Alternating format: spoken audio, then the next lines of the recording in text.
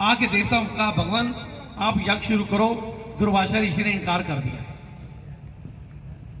देवताओं ने यज्ञ शुरू कर दिया और दूसरी तरफ दुर्वासा ऋषि ने अपना अपमान समझा कि पांडव मुझे छोड़ के चले गए।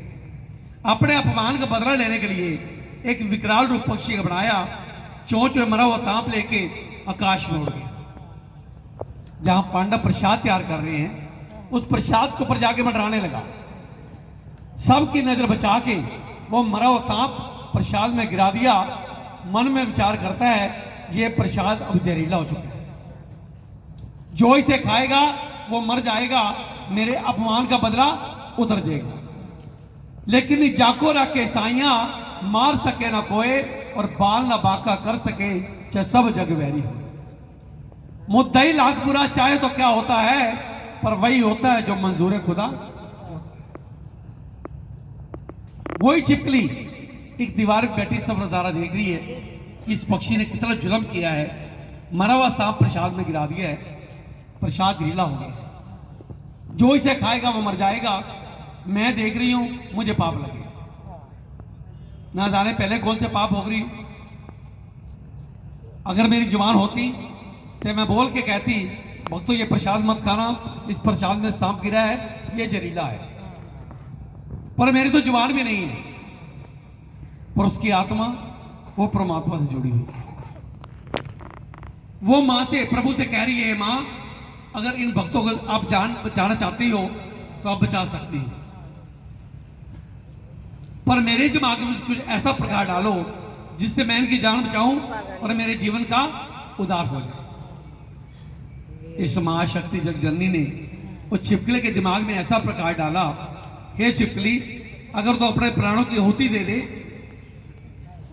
तो इन सब भक्तों की जान बच सकती है। और जब पांडव प्रसाद उठाने के लिए आए, पांडवों की नजर के सामने छिपकली ने प्रसाद में छलांग लगा दी। प्रसाद गर्म था, छिपकली के प्राण निकल गए।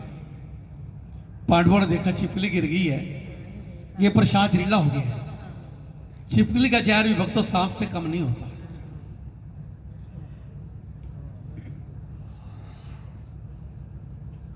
तो क्रोध आ गया,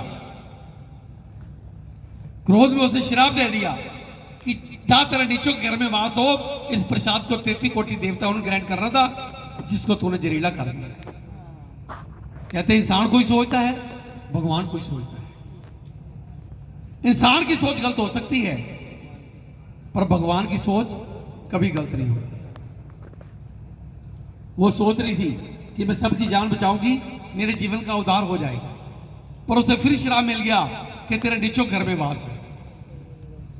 पांडवों ने जाके सारा किस्सा देवताओं को सुनाया। प्रभु प्रसाद में छिपकली गिर गई है, हमने उसे ये श्राप दे दिया है। जब देवताओं ने इतनी बात सुनी तो हुक्म दे दिया कि जाओ जंगल में गड्ढा खोद के ये प्रसाद दफना दो, ये ना वो कुत्ता बिल्ला जानवर खाएगा मर जाएगा, उसका पाप ही हमें लगेगा। पांडवों ने जंगल में गड्ढा खोद कर जब प्रसाद गिराया, नीचे मरा हुआ सांप देखकर देवता भी हैरान हो। देवता कहते पांडवों ये प्रसाद तो छिपकली गिरने से पहले जहरीला हो चुका है। ये तो मां की संतनी थी, भक्तनी थी, जिसने अपने प्राण दे के हम सबकी जान बचाई है।